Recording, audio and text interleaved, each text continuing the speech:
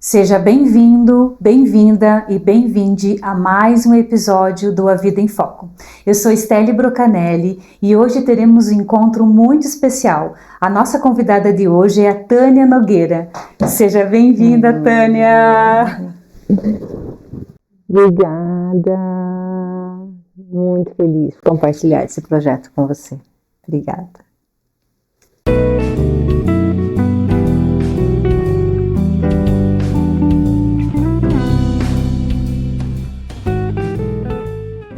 Hoje iremos mergulhar na jornada de uma profissão que, assim como eu, se dedica à escuta da complexidade humana. A nossa convidada hoje é a Tânia.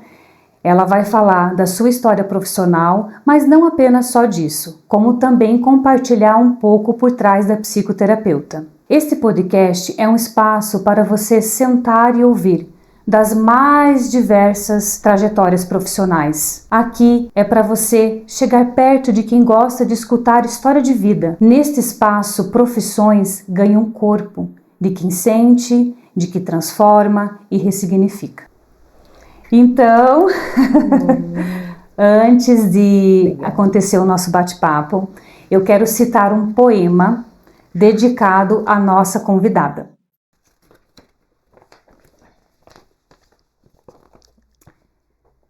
Na 8ª série, com seus 14 anos, o mundo sussurrou o seu ofício. Fazer da escuta um abrigo.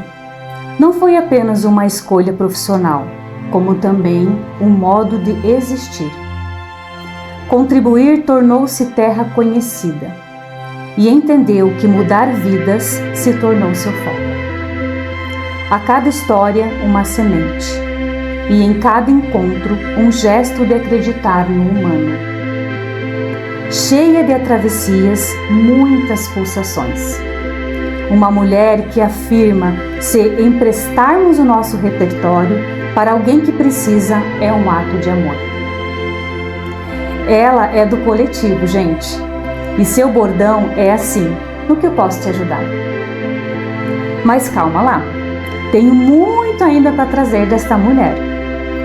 Antes do diploma, antes do corpo, ele já sabia. Nos passos de uma dançarina se fez palavras. Seu corpo, em ritmos e com muita música, construiu uma ponte. E que ponte foi essa? Movimento. De corpos que dizem dançando. O cuidado é também uma dança.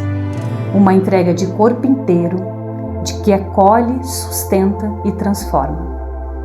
A vida lhe ensinou o valor da presença, o poder do repertório que se empresta, o abraço que não julga, a palavra que materna e um coração de floresta. Pois veja, a sua fala é calma e os seus olhos dançam. Tânia é daquelas mulheres que sustentam, que sabem bem o peso das escolhas e mesmo assim escolhem sentir.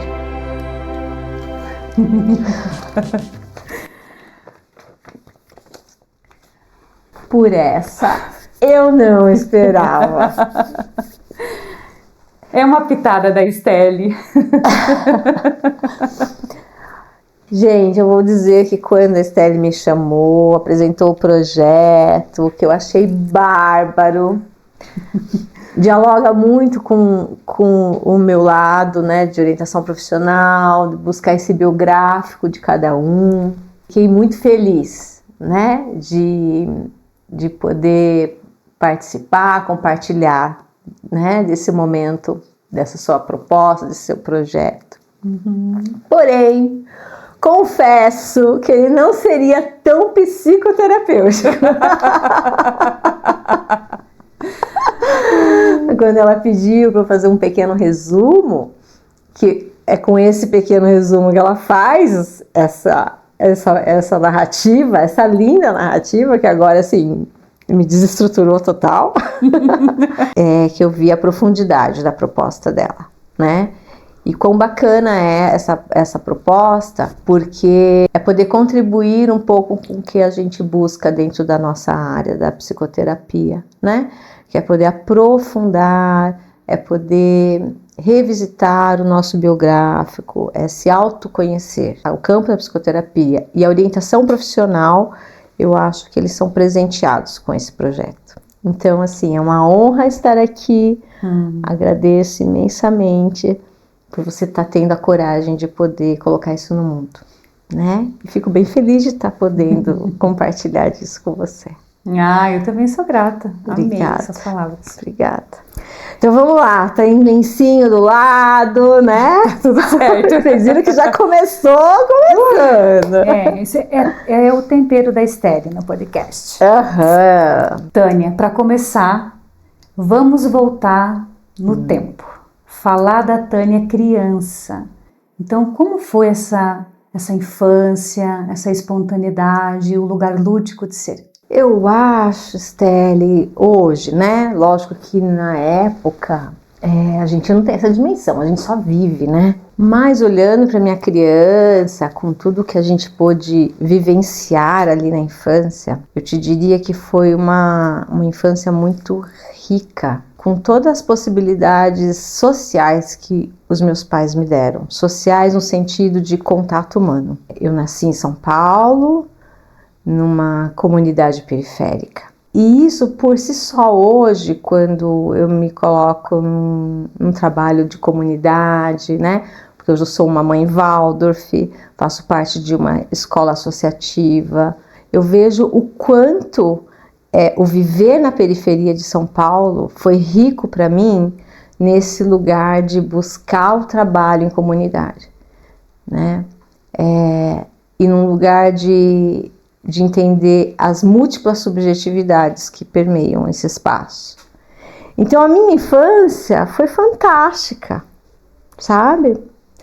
Não é que não teve problemas, mas hoje eu posso olhar e falar o quanto a liberdade que nós tínhamos no conviver com o outro, conviver né, brincar na rua, a minha escola, né, um jardim de infância que tinha um gramado, não tinha brinquedos, não tinha, né? Tinha um grande pátio pra gente correr, pra gente ir pra grama, pra gente se relacionar, pra gente interagir. Era o inventar as brincadeiras, né? Era o inventar as brincadeiras. Ai, que delícia. Né?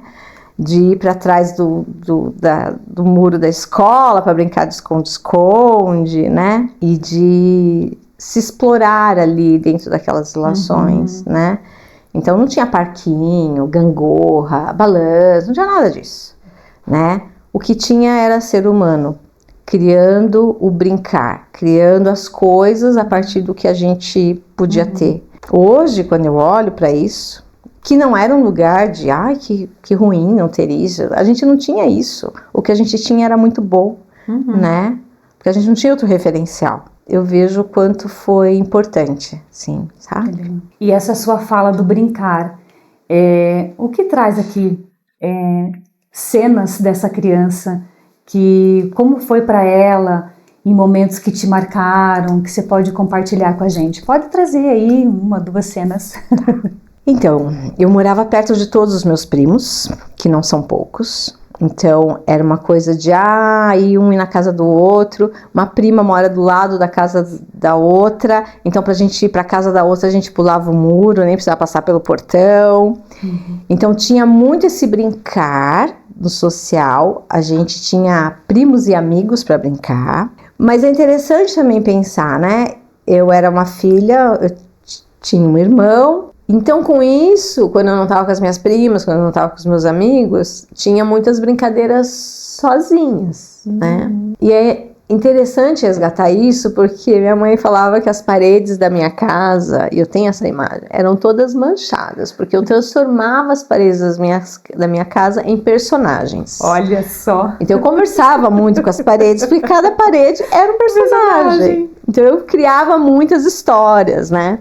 E isso, então eu criava, né, cenas de teatro, era um teatro, era um grande teatro, porque eu colocava roupas e interagia, né, no meu imaginário com aquelas histórias. Dançava, provavelmente. Sempre dançando muito, essa história da dança é bem marcante, né? Da onde vem, depois eu resgato um pouco isso. E aí, essa brincadeira, eu sempre brincava muito num lugar de... E por que eu resgato isso, né? Porque eu acho que já falava um pouco dessa essa minha questão com o social, né? Que aí foi onde eu fui trilhando um pouco o caminho. Mas você lembra de brincar muito que eu era uma filha de um presidente e que meu pai era o presidente do país e eu discordava de tudo que ele fazia. Olha! E eu tinha umas falas de que ele não estava se preocupando com o povo, que não sei o quê, e trazia muito isso nas minhas brincadeiras. Isso, até quando eu estava tomando banho, eu estava criando, brincando, né? Durante o banho eu ficava lá e conversando com o azulejo da parede, né? Enquanto eu tomava banho. E essa percepção do quanto essa brincadeira também falava de mim, falava das minhas preocupações em função do que eu vivia na minha realidade, ela foi bastante determinante nas minhas escolhas, na minha trajetória profissional. E o dançar, né, que você falou da dança. Eu nasci numa família dançante. Então, a forma que a minha família, que é uma família grande, se integrava era na dança. Então, eram muitas festas familiares em que todos se reuniam. Meu avô, que era nordestino, ele era o primeiro a chegar na festa e o último a sair. Mas sair do salão da dança. Nossa! Né? Então, nós nos reuníamos muito por esse lugar. E é assim até hoje. Até que um belo dia me veio vontade de ser bailarina quando criança. E aí eu tinha uma prima que fazia jazz. E aí era aquela coisa, né? Ai, que bobagem, dançar, né? Que sempre não, tem. vai fazer natação, você tem bronquite, né? De vir para a escolha mais que vai ter uma serventia, né? Mas eu gostava de dançar. Então minha prima que fazia jazz, ela ensinava alguns passos pra gente. Até que veio uma grande ideia da gente montar uma tríade musical, assim. Nós queríamos ser artistas, queríamos virar cantor. Então minha prima ia se preocupar com a coreografia, eu ia compor as músicas e a outra ia cuidar do figurino, porque ela adorava roupa, né? E aí eu acreditava piamente nesse sonho. A ponto de ter uma época que a gente descobriu que tinha o grupo Magazine, que eu acho que muitos não vão saber, porque isso a gente tá falando da década de 80. Morava meio perto de casa, né? E aí eu falava, não, então vamos conversar com eles e vamos mostrar que a gente quer ser cantora, que a gente quer ser artista. Eu lembro de uma vez que eu acordei pensando numa música, me troquei super rápido, corri na casa da minha prima, acordei, olha, já tenho a primeira música para nossa banda, e não sei o quê. Ninguém sabia tocar um instrumento, ninguém sabia nada, a gente só queria colocar. Ai, que delícia ser criança! A gente achava que a gente podia ser artista só com isso, sabe? Explica o que é o Grupo Magazine. Era um grupo, inclusive o vocalista morreu não faz muito tempo, mas ele era um grupo, uma banda musical que acho que eles fizeram sucesso com 2 músicas, que é melhor eu não cantar por aqui. Mas eles fizeram sucesso na década de 80, ali junto com o Blitz, eu acho, é da mesma geração. E tudo isso porque a gente descobriu que eles moravam meio perto, assim, a gente achou que pudesse acessá-los de alguma maneira. Não se tinha redes sociais na época. E essa sua fala, que me vem muito na pergunta agora, assim, porque a gente fala muito sobre vocação, propósito, né? E tem crianças que elas vêm de um solo muito fértil e ela começa a despertar a vocação desde chiquinha. Aconteceu isso com você no âmbito familiar, com o atravessamento da escola? Dá pra ver aí nessa troca com primos e amigos que já começou mesmo, né? Começou, sim. Então, porque eu acho que buscando no meu biográfico, dentro dos meus processos psicoterapêuticos, né? Depois, e é isso, né? Fazendo mesmo esse processo de autoconhecimento, onde a gente vai localizando, onde aparece a primeira semente, né? De que você pode ter alguma coisa para aquele caminho. O primeiro surge diante do medo. Então, uma determinada fase da minha vida, em que meus pais se separam, em que ficou morando eu, minha mãe e meu irmão, sozinhos na casa, eu percebi a minha mãe com um espírito de proteção maior. Então, colocou travas na porta. Então, toda vez antes de dormir, ela travava todas as portas, né? E eu via ela fazendo todo aquele ritual. E aí, eu ia dormir e ficava pensando, tá, mas o que pode acontecer? O que eu faria se a nossa casa fosse assaltada? Se alguém entrasse nessa casa? E aí, eu me lembro de pensar, não, vamos tentar conversar com o assaltante. Eu tô falando de uma cabeça de uma criança ali já é uma pré-adolescência, né? Porque foi quando tudo isso começou a acontecer. De conversar, mostrar para ele que podia se buscar outras coisas, né? De criar um diálogo. Lógico que eu não tinha essa construção, mas a ideia era conversar com o bandido. Então eu acreditava que se eu pudesse conversar com o bandido, eu poderia mostrar para ele que ele poderia não assaltar a minha casa. Vamos negociar aqui, por favor? Vamos negociar, né? Eu lembro dessa imagem antes de dormir, que era uma imagem que eu sempre pensava nisso, tá? Se isso acontecer, né? O que eu posso fazer? Eu acho que a semente nasce aí, mas tá, até aí, tudo isso era muito mais tentando uma solução para um possível problema, né? Aí você quer saber mais ou menos quando surge, então, o desejo de me tornar psicóloga? Sim, sim. Se veio dessa época... Bom, esse cenário representa que sim, né? Já despertou ali um lugar de conversar. De conversar, sim, né? Uhum. Com os 14 anos, eu estava na 8ª série, estudando na mesma escola onde eu entrei no jardim de infância. E um belo dia, eu limpando a casa, minha mãe na cozinha, sempre com a televisão ligada. Tava passando um programa de TV desses, né? E eu lá, tirando pó dos móveis. E aí, nesse programa... tinha essas coisas, jogos de casais, né? Os artistas e suas mulheres, as artistas e seus maridos. E aí a esposa de um dos artistas, que eu não me lembro quem era, eu não estava ligada no programa, né? Mas eu só lembro que apresentando a esposa, perguntou qual era a profissão dela. E ela disse, eu sou psicóloga. Olha aí, ó. E eu falei, psicóloga? Mas o que é psicóloga? Aí eu fui perguntar pra minha mãe o que era psicóloga. A minha mãe não soube me dizer o que era psicóloga. E aí eu fui nas minhas primas mais velhas perguntar o que era psicóloga, porque aquilo despertou a minha curiosidade. Eis que nessa busca das minhas primas mais velhas, eu descubro que eu já tinha uma prima que estava fazendo faculdade de psicologia. E aí eu fui tentar saber com ela o que era psicologia. Depois disso, eu falei, nossa, então é isso que eu quero ser também. Foi quando mudou a direção de escola, a diretora da minha escola mudou, e quando ela foi apresentada aos alunos, se apresentou como pedagoga e psicóloga. Eu falei, nossa, ela é psicóloga. E aí eu marquei uma entrevista com ela, porque eu queria saber como que era o trabalho dela, o que ela fazia. E aí ela me deu assim um apanhado de diversas possibilidades da psicologia. Eu falei, nossa, acho que é isso que eu quero ser. E aí, então teve esse lado, mas me recordo meu querido professor de língua portuguesa, porque eu sou extremamente grata, assim, por todo... Eu sou grata por todos os meus professores, assim, sabe? Que eu sei que não era ser fácil ser professor naquela comunidade. Então eu sou imensamente grata. Eu me lembro dele dizer, como assim uma aluna tão estudiosa vai fazer psicologia? Vai morrer de fome. Olha só! Porque era uma área que não... Imagine, muitas pessoas não sabiam nem o que era, né? Sim. Mas ele também foi um visionário. Ele falava assim, você vai ganhar muito dinheiro se você se tornar psicóloga de cachorro. Olha só! Interessante. Interessante, porque hoje a gente vê que os pets têm de tudo, né? Tem todas as profissões, velho. Sim. E ele foi um visionário na época. Foi, com certeza.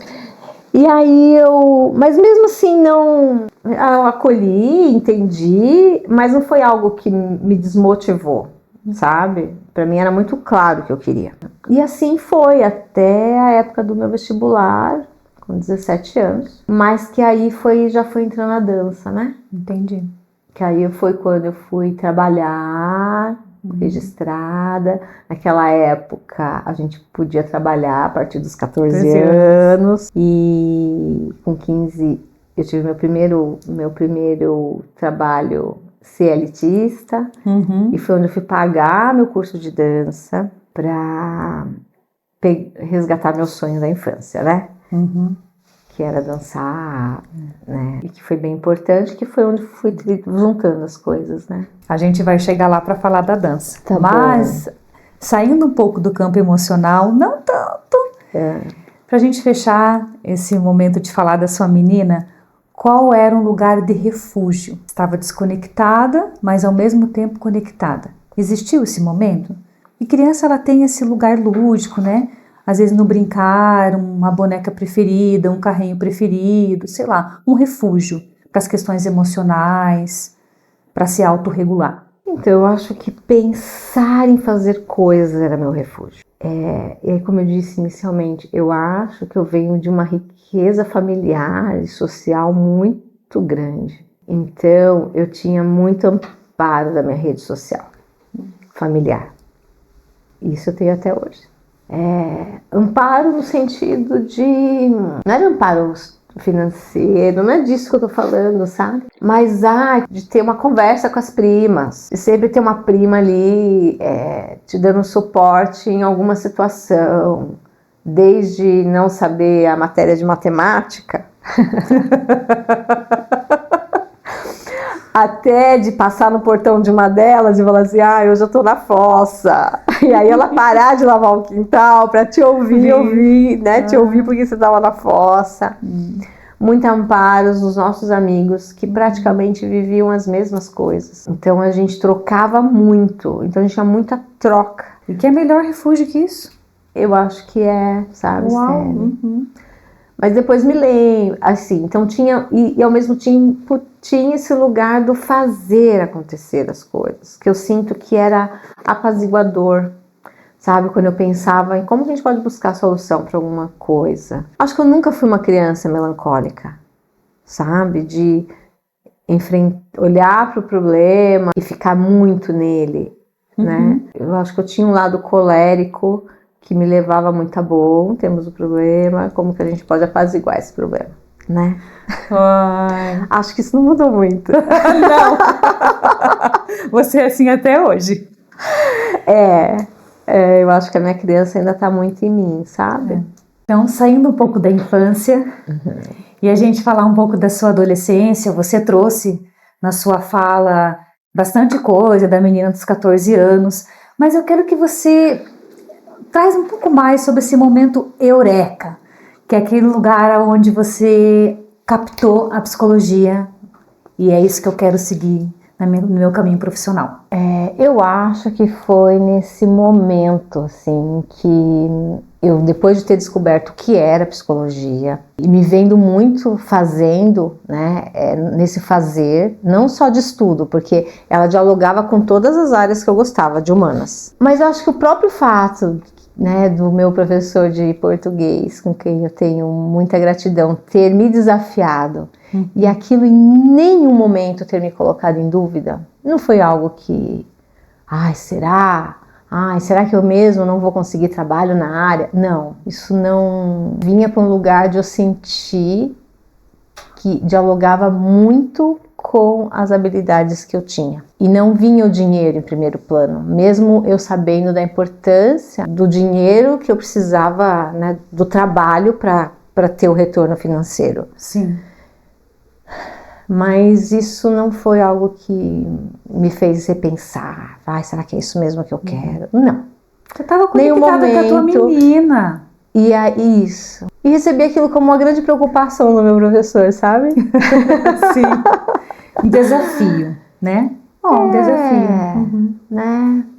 No sentido, não, tá tudo bem. Eu vou fazer uma coisa que eu gosto muito. Né? E depois o resto eu vejo como que eu faço, sabe? Então, acho que foi nesse período em que eu estava ali fechando a minha 8ª série, indo para o ensino médio. E no momento da universidade? Porque a gente sabe que fazer psicologia é desafiador, né? É intenso, é profundo, porque muita teoria, muita coisa a gente se apropria. nos anos da faculdade. Me conte um pouco desse momento aí. A entrada? A entrada, lá dentro, Tá. Como foi? Então, quando chegou ali a fase do vestibular, eu já fazia dança. O mundo artístico também era uma coisa que me estimulava muito. Artes cênicas, dança, né? Aí naquele momento, eu tava com 17 anos, eu falei, puxa, fazer teatro também é legal.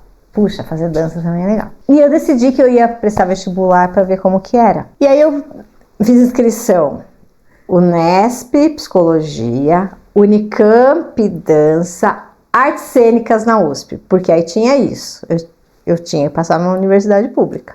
Mas estava prestando para teste, né? E se eu passasse em uma delas, eu também seria muito feliz. Bom, dança, naquela coisa de adolescente, esqueci de entregar a ficha de inscrição, então nem prestei. Artes cênicas, ótimo, valeu pela experiência. E na Unesp eu preenchi errado a ficha de inscrição. Eu podia colocar 3 opções. E aí, como eu estava prestando para teste, eu coloquei psicologia, primeira opção, achando que eu estaria concorrendo a todos os campos da Unesp, né? Que os cursos eram no interior de São Paulo. Eu achava que psicologia eu ia concorrer com Assis e Bauru. Puxa, eu tenho que pensar no segundo curso. O que eu gostava muito, né? Filosofia. Segunda opção, filosofia. Terceira opção, nossa, o que eu gosto também muito? Educação, pedagogia. Ok, prestei para ver como que era, assim, a menor pretensão, e comecei a me preparar para o cursinho da Poli na USP na época. E até que eu passo em filosofia. Eu lembro que eu nem vi... como eu estava muito crente que eu não tinha passado, eu me lembro que um amigo que trabalhava comigo chegou com o jornal, falou assim, você já viu o resultado do vestibular? Eu falei, nem vou ver, não passei. Ele, como assim? Tem que ver. Só que ele já tinha visto meu nome no jornal, porque antigamente o resultado saía no jornal. Nossa. Né? E ele aparece com o jornal. Não, vamos ver aqui, só que eu já tinha visto meu nome. Psicologia, não passei. Mas você só prestou psicologia? Aí eu fui tentar lembrar o que eu tinha prestado. Aí eu fui em pedagogia, não tava. Aí ele falou, mas você só prestou isso? Não eram 3 opções? Eu falei, filosofia. Aí cheguei lá, tava meu nome na filosofia. Não, nem preciso dizer que saí pulando pela empresa inteira, né? O meu gerente liberou o motorista para ir na rodoviária comigo, porque eu tinha que estar no dia seguinte em Marília para fazer a matrícula. E aí eu fui, comprei passagem, o único dinheiro que eu tinha na carteira foi exatamente para passagem de ônibus. Cheguei em casa, comuniquei meus pais que no dia seguinte eu estava indo para Marília, o que deixou todo mundo, como assim? Né? Meu pai, outra história essa, né? Mas teve que pedir recurso pro meu tio, para emprestar um dinheiro para eu poder ir para Marília, para eu fazer a minha matrícula. Ó o movimento aí, ó. Ó, o movimento. E a família de novo dando suporte. E assim aconteceu. Fui para Marília, fiz minha matrícula em filosofia, e aí tem histórias bem legais, assim, que eu acho que isso fala muito, assim, dos movimentos que eu fui fazendo, né, na vida. Que eu cheguei, não conhecia a cidade e tal, fui pedindo informação para ver como que eu chegava na faculdade, né. E aí eu tava no ônibus e pedi informação, qual o ponto mais perto da Unesp, né? Perguntei para uma mãe e para uma filha. Aí ela falou, a gente vai descer lá, eu também tô indo na universidade do lado, né? Aí ela falou, mas você tá vindo da onde, né? Que ela me viu de mochila, tô vindo de São Paulo. Mas você tá sozinha? Sim, eu tô sozinha. Ela, mas ninguém vai fazer sua matrícula? Eu falei, não, eu vou fazer sozinha. Ela, e você vai ficar onde? Eu falei, então, não sei também, eu vou ter que ver algum lugar para eu ficar. Ela, você vai para minha casa? Imagina que eu vou deixar uma menor de idade, né, sem lugar para ficar, né?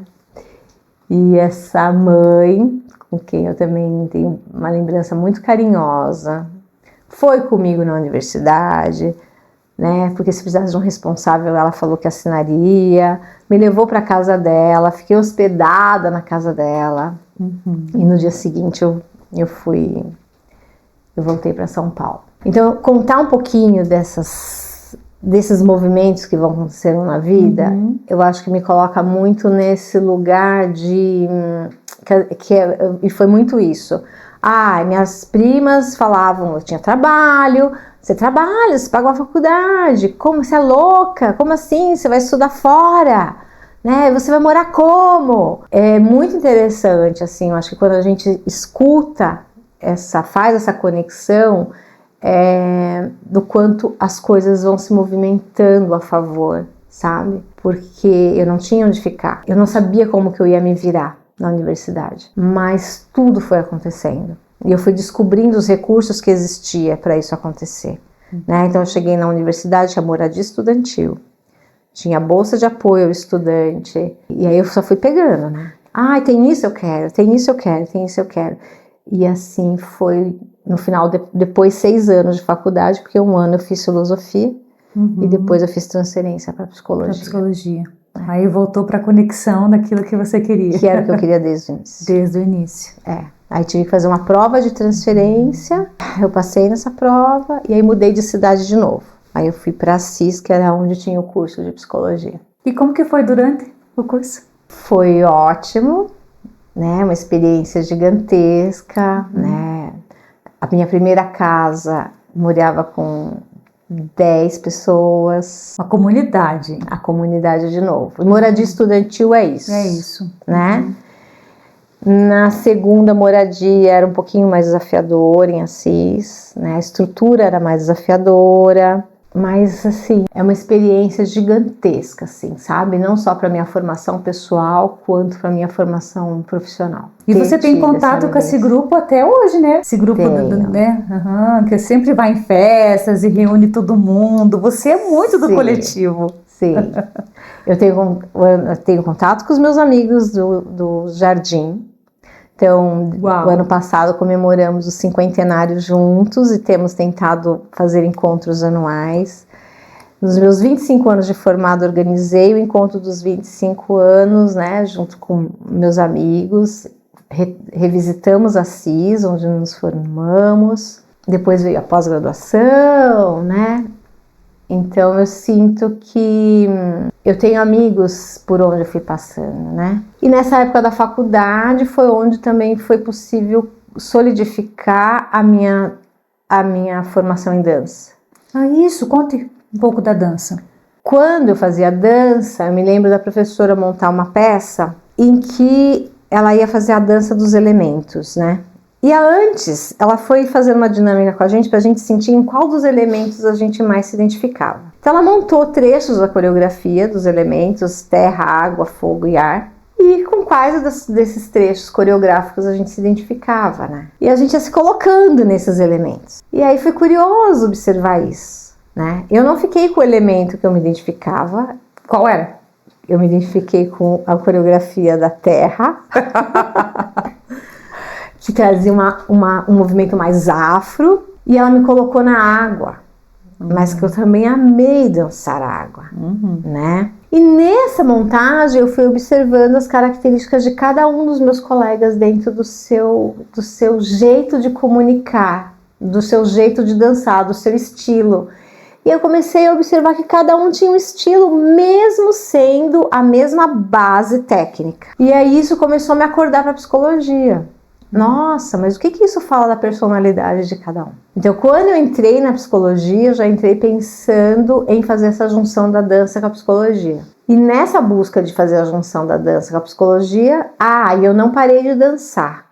Então, quando eu fui para a filosofia, foi onde eu fui aprender fui aprofundar a técnica do balé clássico, porque eu fazia dança moderna. Então, estava eu lá, uma jovem adolescente, na época já ia completar 18 anos, começando do primeiro ano do balé clássico, junto com as crianças de 9, 10 anos, 11, 12. Eu era mais velha, então era muito estranho. Elas falavam, nossa, mas você para eles, né, eu era muito velha, né? E era mesmo. Nossa, o que essa gigante tá aqui? Né? E aí eu fiz ali com essa ideia de pegar da raiz o balé clássico e me aprofundar um pouco mais na técnica.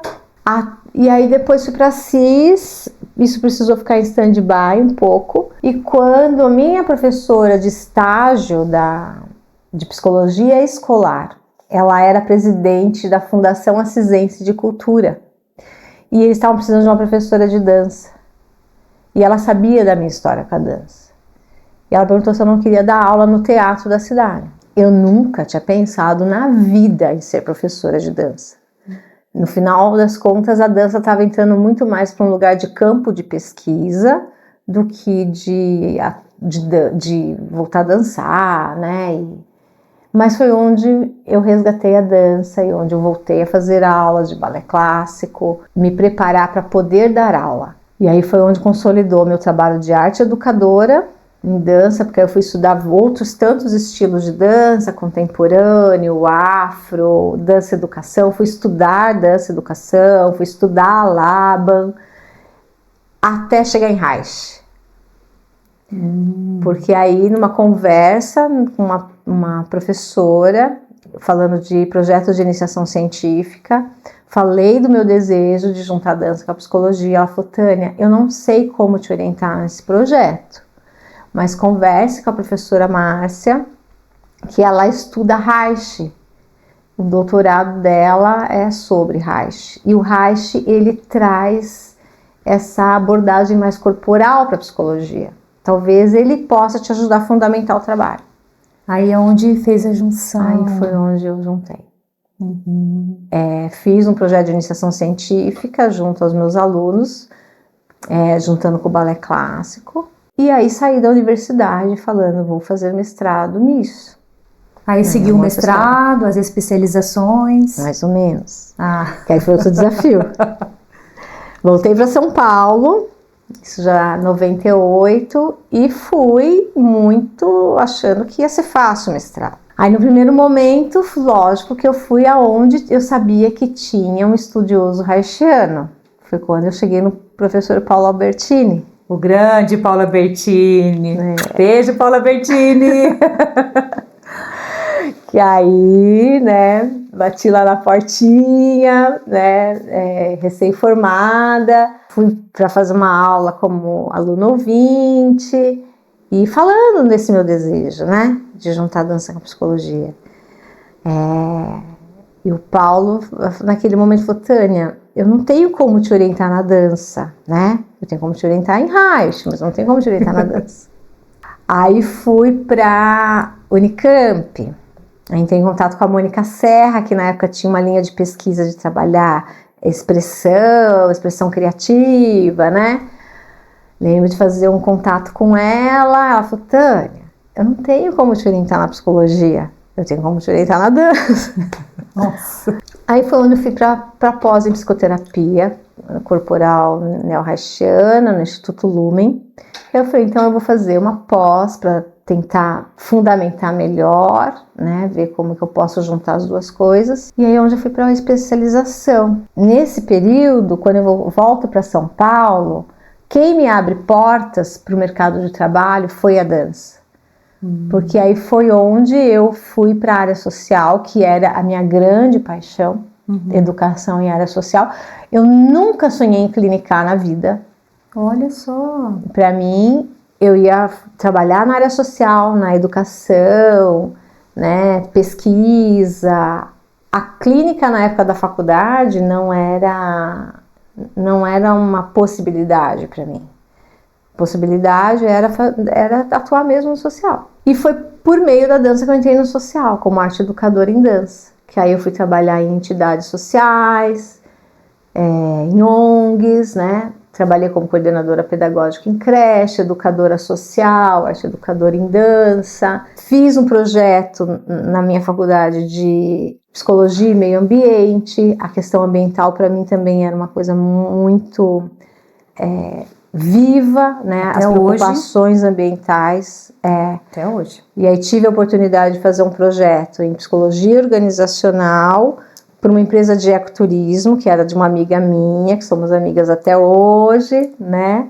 Amigas da adolescência, que também até hoje ela milita na área ambiental, então às vezes a gente faz trabalho juntas. e montei um projeto para a agência dela, que era levar grupos do mundo corporativo para as cavernas do Petara, e foi onde comecei a me envolver com as cavernas, com trilha, né? Para trazer essa coisa do cuidar de si, para a gente poder expandir o cuidado com o nosso planeta. Então, essa é uma área para mim que está adormecida, não no meu dia a dia, né? Mas em termos de atuação profissional, mas que em algum momento eu ainda quero retomar, resgatar, né? Que trajetória, hein? Uau! E hoje, como psicóloga clínica, como que você consegue fazer a junção, assim, fazer a ligação de todas essas especializações, experiência, dança, né, a questão da sustentabilidade, esse contato haitiano, como que você consegue? Mestrado, enfim. Então, então deixa eu pegar a parte da clínica, como que a clínica surge, né? Então.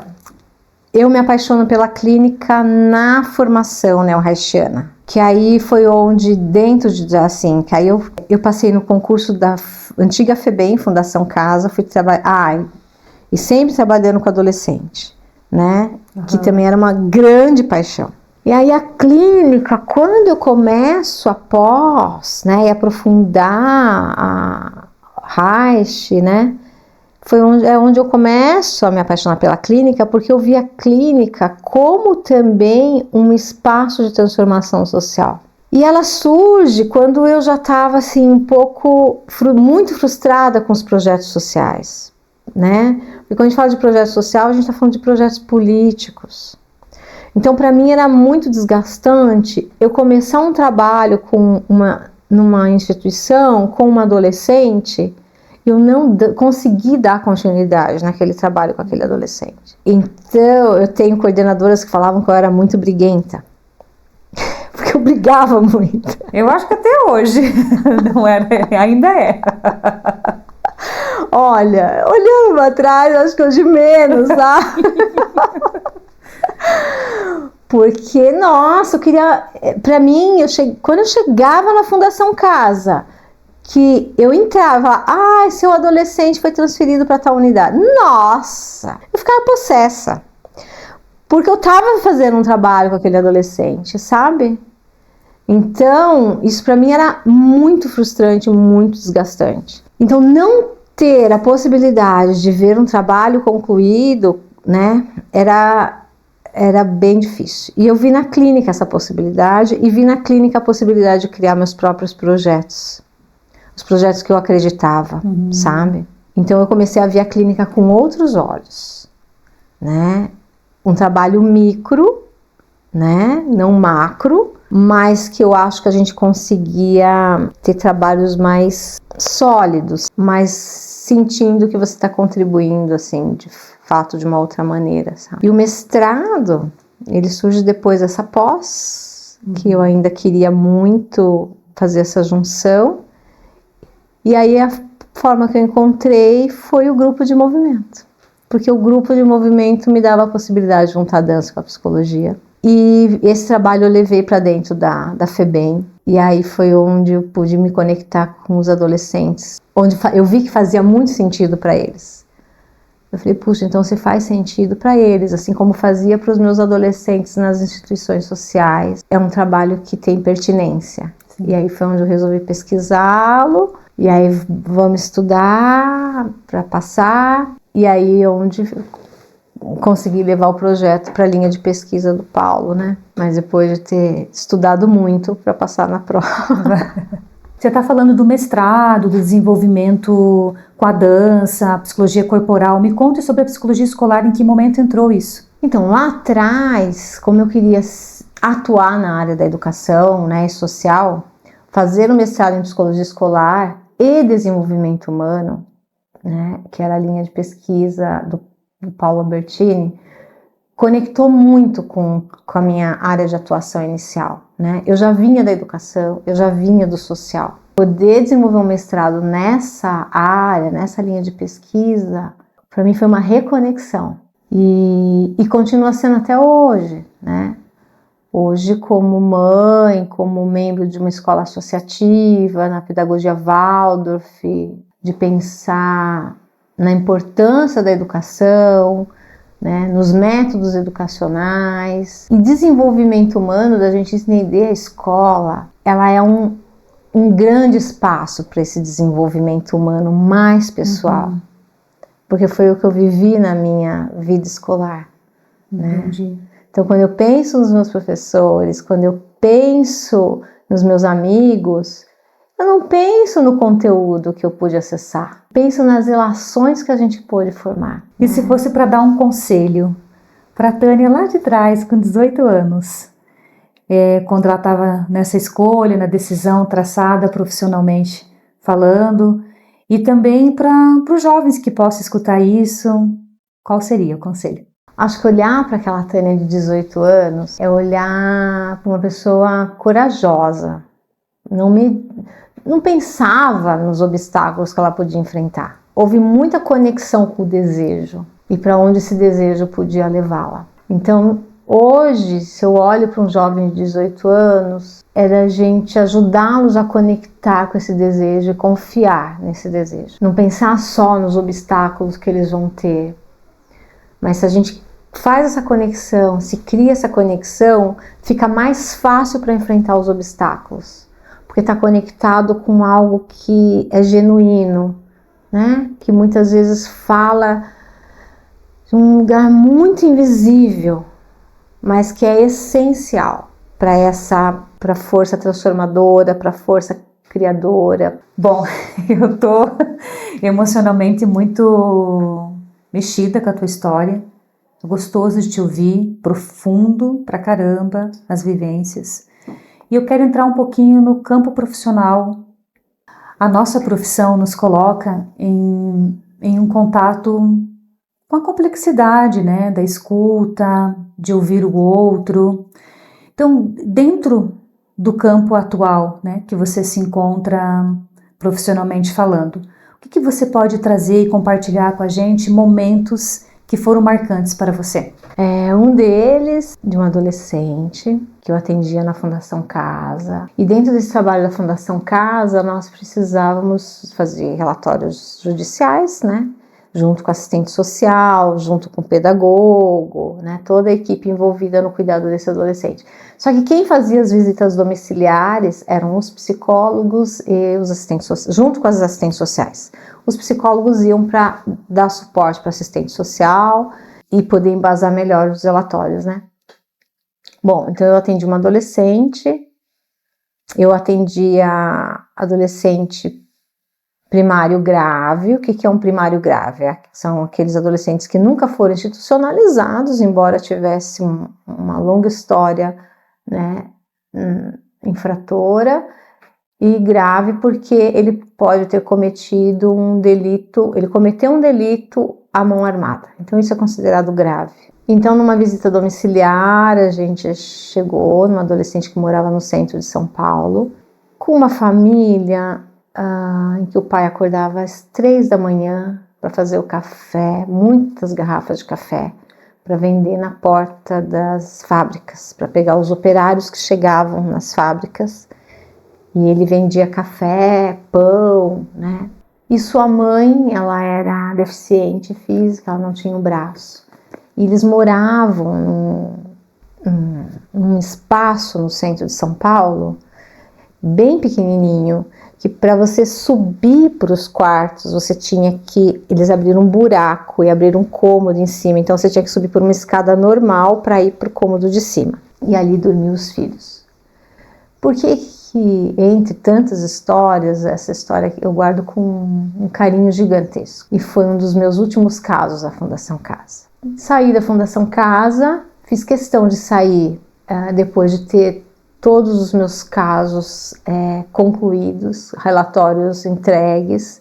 Então, quando foi para vir para Curitiba, eu fiquei mais 6 meses em São Paulo para que eu pudesse fechar esses casos. E aí, um belo dia, estou eu aqui em Curitiba, assistindo o Fantástico. E isso que aparece na reportagem do Fantástico, esse adolescente que eu atendia junto com a assistente social Maria Inês, em que ele tinha conseguido a liberdade assistida e quando a gente faz o relatório, a gente faz o encaminhamento. E ele foi atendido por uma ONG, né? A liberdade assistida dele foi direcionada para uma ONG, que foi conseguida pela assistente social que atendia esse caso junto comigo. E nessa reportagem mostrava ele numa oficina de fotografia e mostrando as fotos que ele estava tirando. E ele era um dos entrevistados, falando dessa relação, desse projeto com ele, né? E pra gente foi uma grande surpresa, porque é isso, a gente nunca sabe, quando a gente faz um encaminhamento para os adolescentes, muitas vezes o que acontece depois. Então, depois de ter visto esse adolescente, né,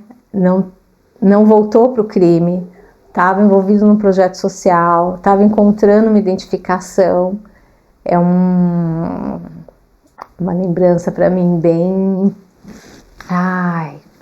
que nutre a alma, sabe? E entre os desafios tem um aprendizado gigantesco também na área social, que também me fez perceber a dimensão do trabalho corporal dentro da clínica.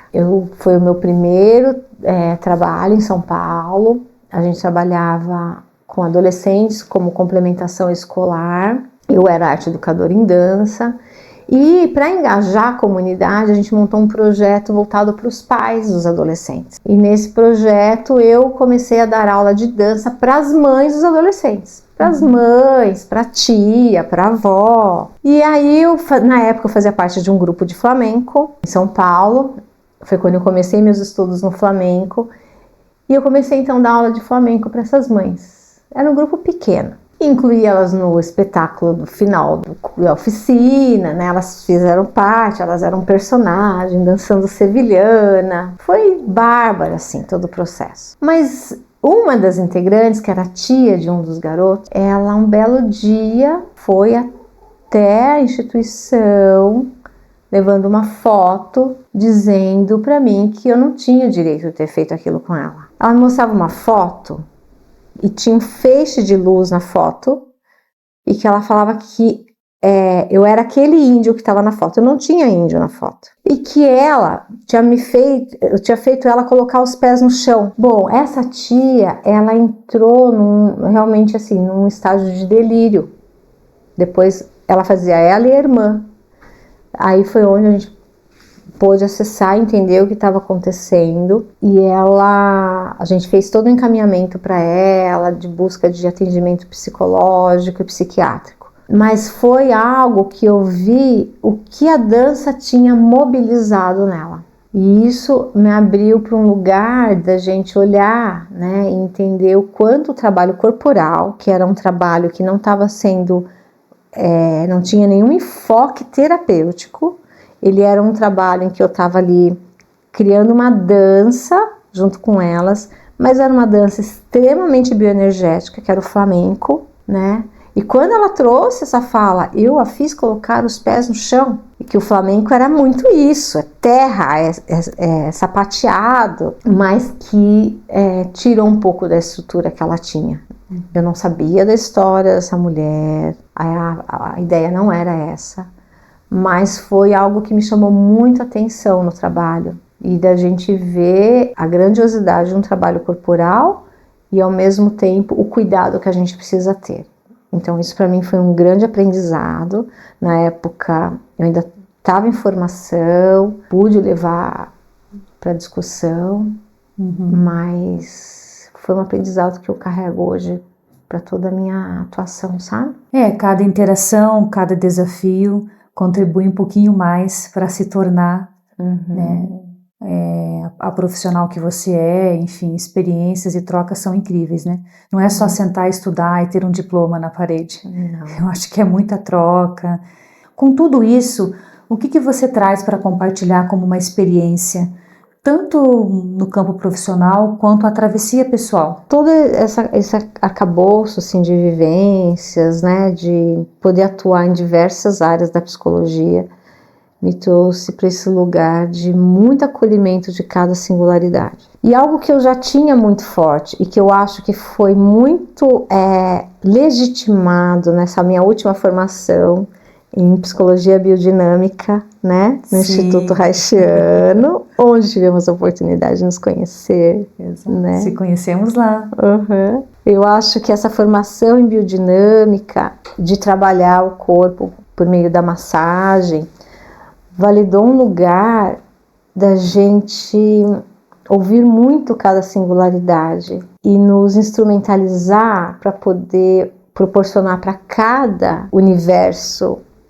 do ser a nutrição que ele precisa no seu campo anímico, no seu campo mais profundo. Então, a experiência que eu contei há pouco, né, com essa tia desse adolescente e mais toda a bagagem que eu já sentia, né, quando você fala, eu tenho a dança, fiz a formação em orientação profissional, fiz a formação em psicologia corporal, fui pro mestrado, né?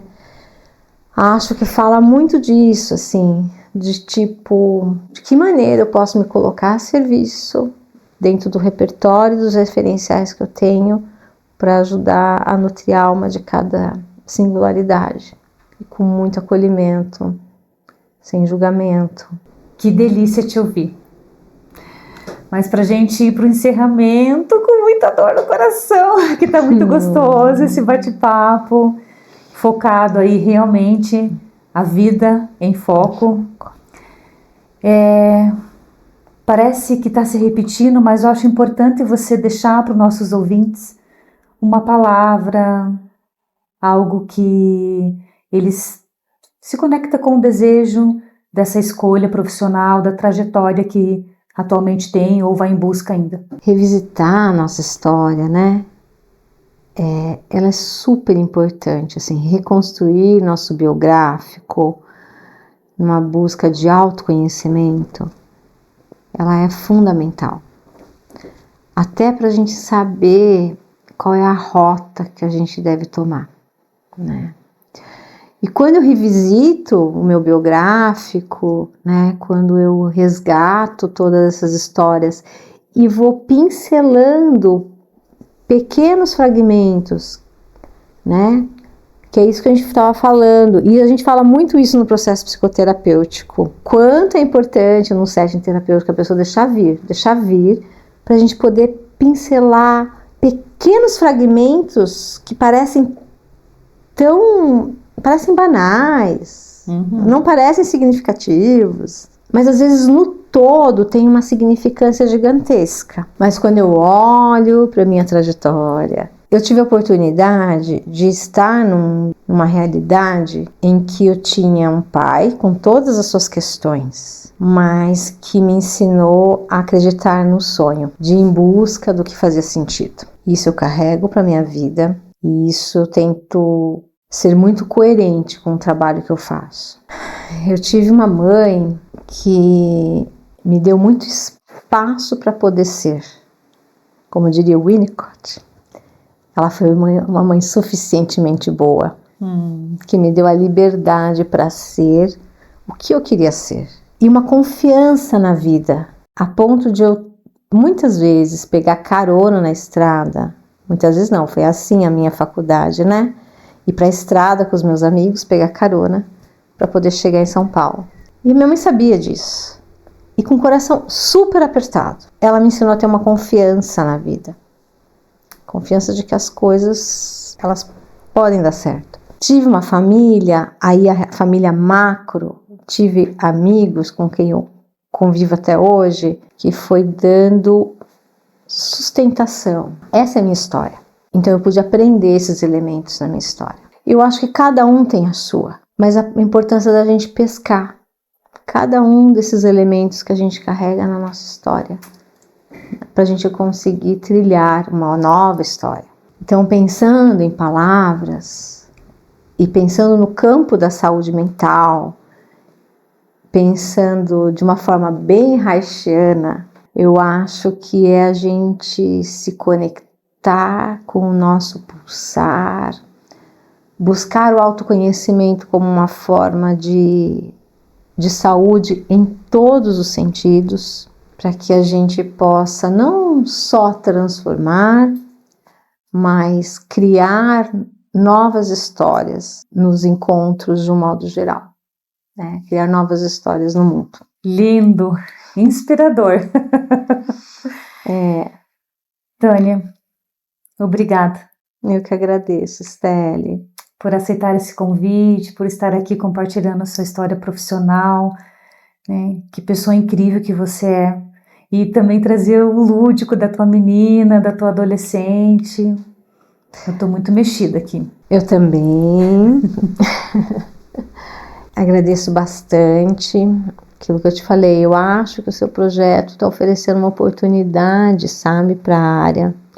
Não só para a nossa área de orientação profissional, que isso que você está propondo é um trabalho que a gente faz em orientação profissional, sabe? Fazer um resgate, um biográfico, para colocar os adolescentes ou quem está revisitando o seu fazer profissional com o seu biográfico, porque as respostas estão na nossa história. Exato. A gente só tem que conectar.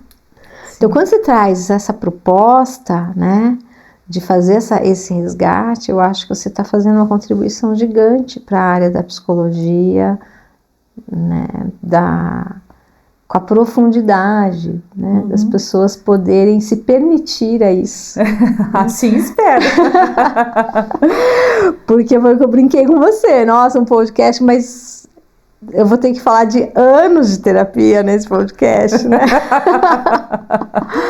Porque hoje, para fazer todas essas associações, todas essas conexões, isso é fruto de um trabalho psicoterapêutico. E as minhas psicólogas, das quais eu sou muito grata, que me ajudaram aí dando contorno para tudo isso, sabe? Então, quero te parabenizar por essa proposta, esse convite. Ao longo da gravação eu me emocionei, mas eu acho que em prol de um bem maior estamos aqui. Então, muito obrigada por você estar tomando essa iniciativa, fazendo esse movimento. Obrigada a você, querido ouvinte, por nos acompanhar.